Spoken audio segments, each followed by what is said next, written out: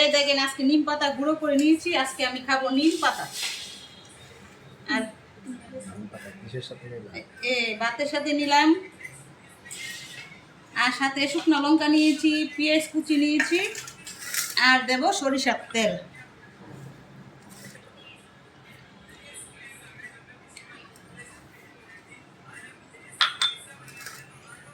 আর একটু সাথে আছে আবার মাংস না? আজকে মাংস আছে, টক আছে, তরকারি আছে, সব কিছু নিব। আর একটু লবণ নিলাম, খাওয়ার জন্য লবণ তো খাই না, তারপর আজকে নিম পাতা দিয়ে খাবো, দেখি খেয়ে কেমন হয়েছে।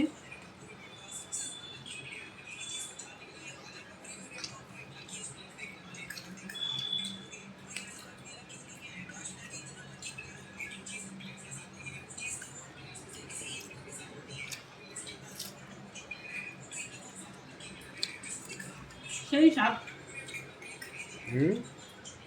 সেই স্বাদ।